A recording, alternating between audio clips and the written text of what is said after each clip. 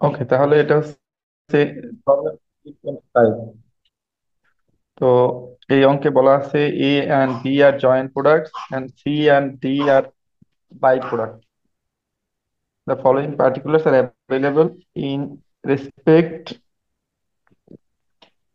Sales per unit at separation point 40, 64, 12, 10। মানে separation পয়েন্টে বিক্রি করলে বিক্রি করতে পারে এই দামে।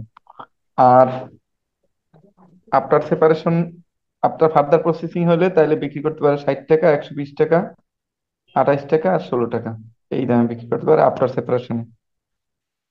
আর সেপারেশন কস্ট হচ্ছে 76,400, 1,36,400, 22,300, 5,200।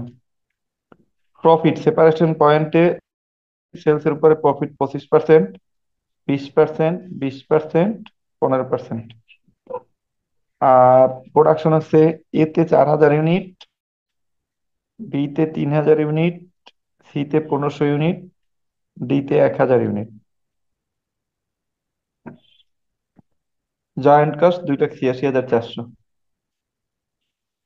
Consider selling expense at 5% on sales. Sales এর উপরে 5% হচ্ছে গিয়ে সেলিং এক্সপেন্স আছে। অ্যালোকেট জয়েন্ট কস্ট, জয়েন্ট কস্টটা বন্টন করো। And also show in which cases further processing is profitable. এবং দেখাও যে কোনটাতে ফার্দার প্রসেসিং প্রফিটেবল আর কি। তাইলে তোমার জয়েন্ট কস্ট বন্টন করার জন্য যেহেতু মেথড বলা নাই, আমার এনআরবি মেথডে করব, সেপারেশন পয়েন্ট থেকে শুরু করে। তাহলে সেপারেশন পয়েন্টে 40 টাকা বিক্রি, ইউনিট হচ্ছে 400, 400 গুণ 40 বিক্রি, আবার 300 গুণ 64, 1,500 গুণ 12, 1,000 গুণ 10। এই হলো তোমার সেলস। সেলস থেকে প্রথমে বাদ দেবো 25% প্রফিট, ওই টোটাল টাকার 25%, 20%, 20%।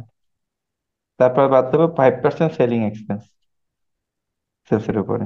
তাহলে আমরা পাবো এনআরবি, নেট রিয়েলাইজেবল ভ্যালু, যেটা দিয়ে আমরা এই জয়েন্ট কস্টটা বন্টন করবো, 2,86,400। একটু দেখি আমরা।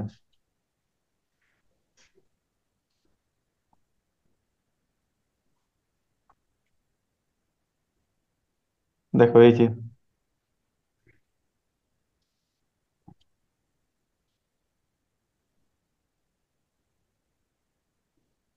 তাহলে 4,000 ইউনিট বিক্রি হচ্ছে 1,60,000, 3,000 ইউনিটে 1,92,000, 1500 ইউনিটে 18,000, 1,000 ইউনিট 10,000 টাকা, টোটাল 3,80,000। সেখান থেকে এই 1,60,000 থেকে 25% 40,000, 1,92,000 থেকে 20% 38,400, 18,000-এর 20% 3,600, 10,000-এর 10%, 15% 1,500, টোটাল 83,500।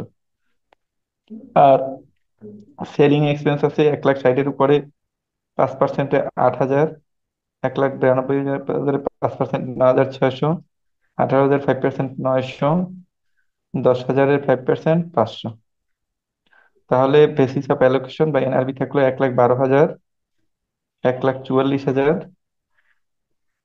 13,500, 8,000। টোটাল হচ্ছে 2,77,500। তাহলে বন্টন করব এই 2,86,400 টাকা, বেইজ হচ্ছে 2,77,500। তাহলে 2,77,500 দিয়ে এটাকে ভাগ করিয়া 1,12,000 দিয়ে গুণ করলে তাইলে পাবো এ এরটা, 1,44,000 দিয়ে গুণ করলে পাবো বি এরটা, 1,13,500 দিয়ে গুণ করলে পাবো সি এরটা, 18,000 দিয়ে গুণ করলে পাবা ডি এরটা। তো এইটা আমরা দেখছি, দেখো এখানে।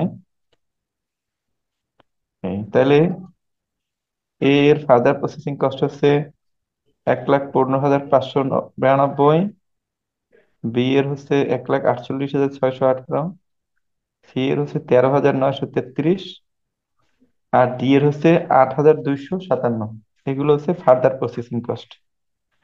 এখন ফার্দার প্রসেস মানে ইনক্রিমেন্টাল প্রফিট কত সেটা আগে দেখি। আমাদের আগে ছিল, সেলস ছিল কত আগে দেখো। আগে যেখানে সেলস ছিল হচ্ছে তোমার 1,60,000, সেখানে আফটার আফটার প্রসেসে এটা বিক্রি করা যায় হচ্ছে কয় টাকা করে যেন দেওয়া আছে এখানে, 60 টাকা। তাতে 2,40,000 টাকা। আফটার প্রসেসে বিক্রি করা যায় 2,40,000 টাকা, সেটা বিফোর প্রসেসে 1,80,000। তাইলে ইনক্রিমেন্ট মানে ইনক্রিমেন্টাল সেলস হয় হচ্ছে 80,000 টাকা। তো যদি 80,000 টাকা ইনক্রিমেন্টাল সেলস হয়, সেখানে আফটার সেপারেশন কস্ট আছে 73,400 টাকা। আর ওই ইনক্রিমেন্টাল সেলস এর জন্য সেলিং এক্সপেন্স আছে 5%, 4,000 টাকা। টোটাল হচ্ছে 80,400 টাকা। তো অতিরিক্ত লাভ হয় হচ্ছে 80,000, সেলস হয় 80,000, কিন্তু অতিরিক্ত খরচা হয় 80,400, তার মানে লস হয় 400 টাকা। বি এর ক্ষেত্রে অতিরিক্ত সেলস হয় 1,68,000 টাকা। আর ফার্দার প্রসেস কস্ট হচ্ছে 1,36,000 টাকা। আর সেলিং এক্সপেন্স 8,400, টোটাল 1,44,800 টাকা। তাইলে এই ক্ষেত্রে ফার্দার প্রসেসে লাভ হয় কত টাকা? লাভ হয় 23,200 টাকা।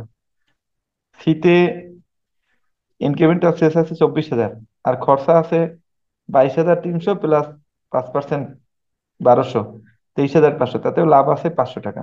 কারণ টোটাল খরচা 23,500, ইনক্রিমেন্টাল সেলস 24,000, তাহলে 500 টাকা লাভ। আর ডিতে 6,000 incremental sales, further processing cost আছে হচ্ছে 5,200, আর সেলস এর উপরে সেলিং এক্সপেন্স হয় 300, তাহলে টোটাল খরচা হয় 5,500। 6,000 থেকে 5,500 গেলে থাকে 500 টাকা লাভ। তো এখানে তিনটা প্রসেসেই ফার্দার প্রসেসিং প্রফিটেবল, মানে লাভজনক। কিন্তু শুধু একটা প্রসেসে তোমার এটা লাভজনক না, সেটা হচ্ছে এতে। ঠিক আছে, এই হলো আমাদের এই পুরোপুরি অঙ্ক। এখন কারো